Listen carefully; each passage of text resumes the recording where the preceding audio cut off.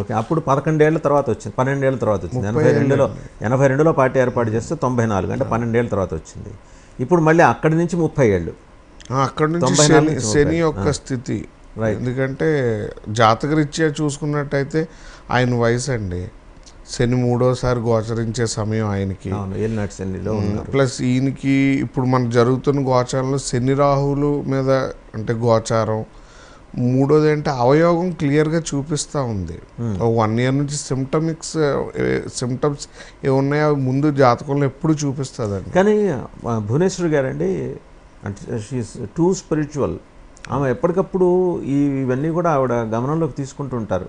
వారి ఇంటి పురోహితులు ఉంటారు కదా, పండితులు, వాళ్ళతో మాట్లాడుతుంటారు, గమనంలో తీసుకుంటారు. బహుశా ఒక కరెక్షన్ దిశగా ఆవిడ వెళ్ళుంటారేమో. ఎందుకంటే మీకు గుర్తుండే ఉంటుంది, ఒకసారి చంద్రబాబు నాయుడు గారికి బాగా ఆరోగ్యపరంగా ఇబ్బంది ఎదురైనప్పుడు ఆవిడ గురువాయూరు అప్పకు ఆ టెంపుల్కి ఏనుగుని బహుకరించారు. దాని నుంచి ఆయన అధిగమించి మళ్ళీ క్షేమంగా మళ్ళీ ప్రజల్లోకి రావడానికి వీలుగా. సో అంటే అంత మటిక్యులస్గా తన భర్తని ఫాలో అవుతుంటారు. నిజంగా అదృష్టవంతులు ఆ విషయంలో చంద్రబాబు నాయుడు గారు. అంటే ఆయనకి ఒక ప్రొటెక్షన్ వాల్ ఆవిడ. అది చాలామందికి తెలియదు. ఒక్క చంద్రబాబు నాయుడు గారు ఓపెన్గా ఒకే ఒక సందర్భంలో మాట్లాడారు అసెంబ్లీలో దుస్సంఘటన జరిగిన తర్వాత. అంటే ఎంత సపోర్ట్ ఆవిడ ఇచ్చారనే దానికి ఆ కుటుంబానికి మూలస్తంభం ఆవిడ. ఇవాళ ఈ పరిస్థితులన్నీ చూసే వారికి సంబంధించి సిద్ధాంతులు వాళ్ళు సజెస్ట్ చేశారని మనకి ఒక వార్త. అందుకని ఆవిడ జాతక చక్రాన్ని బట్టి, ప్రస్తుతం గోచార బలాన్ని బట్టి ఆవిడ ఛాన్సెస్ ఎలా ఉన్నాయి? యాక్చువల్గా ఇక్కడ ఒకటి ఉంటుందండి. ఎందుకంటే మనం జ్యోతిష్యంలో ఎప్పుడైతే ఓల్డ్ డేటెడ్ సబ్జెక్ట్ మీద ఉన్నామో, ఇప్పుడున్న అప్డేటెడ్ వెర్షన్స్లో మనం గమనించినట్టయితే వాస్తానండి, యురేనస్, నెప్టో, ప్లూటోన్ ఇలాంటి గ్రహాలని అంటే మన పంచాంగంలో అంటే కుదించబడలేదు, ఇంకా అవి రాలా, అవి ఇంకా దాన్ని కుదించబడి వాటి యాక్చువల్ థింగ్స్ని మనం గమనించినట్టయితే, మీరు చెప్తే మనం దోషం ఉన్న వస్తువుని డొనేట్ చేస్తాం. అవును, జనరల్గా ఇప్పుడు ఏనుగుని డొనేట్ చేశారంటే ఆయన గురుదోషం ఉంటుంది. గురుబలం పెరిగిన ప్రాంతం ఆంధ్ర, నార్త్ ఈస్ట్ రీజన్ పెరిగిన ప్రాంతం. అవును, ఇప్పుడు జనరల్గా ఆయనకి గురువు లగ్నంలో గోచరిస్తున్నప్పుడే జైలు యోగం, వ్యయాధిపతి, అంటే ఇలాగ అవయోగం అనేది నడుస్తూ ఉంది. ఇప్పుడు కుటుంబం స్థానంలో గురువు వెళ్ళబోతుంది. ఇప్పుడు మీరు చెప్తున్న స్త్రీలు ఎవరి వల్లైనా జరగాలి, కోడల వల్లైనా లేకపోతే ఆవిడ వల్లైనా పార్టీ అనేది నిలబడాలి. లేకపోతే ఆ పార్టీలో ఫౌండేషన్ పడడం కష్టం అయిపోద్దండి. అది మధ్యంతరం అయితే భువనేశ్వర్ గారు లేకపోతే బ్రాహ్మణి గారు అంతేనండి, వీళ్ళిద్దరు రావాలి, లేదా జూనియర్ ఎన్టీఆర్ గారు రావాలి మస్ట్గా. ఇంకా లేకపోతే ఇప్పుడు అప్పుడే లేదు. జూనియర్ ఎన్టీఆర్ గారికి అప్పుడే పాలిటిక్స్ యోగం లేదు.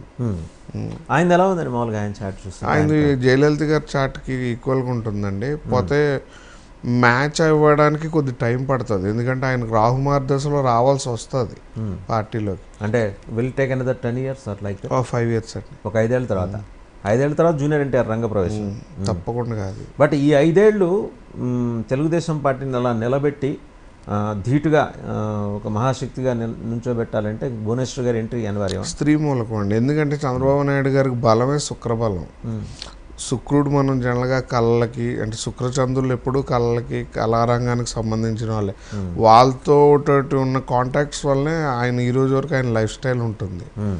ఆయన స్టార్టింగ్ బేస్ నుంచి ఈరోజు పవన్ కళ్యాణ్ గారి వరకు చూసినట్టయితే అందరూ కూడా ఫిల్మ్ బ్యాక్గ్రౌండెడ్ పీపుల్. అంటే శుక్రబలం, చంద్రబలం, కళలు, ఆర్ట్స్.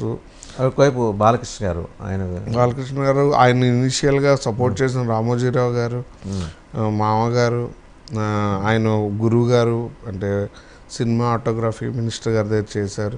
ఇలా ఎటు చూసినా ఆయనకి శుక్రయోగం ఎక్కువ. ఈరోజు మీరు ఇప్పుడు మనం ఎవరినైతే అనుకుంటున్నాం స్త్రీ శుక్రయోగం ఉన్న అంటే లేడీస్ కదండి.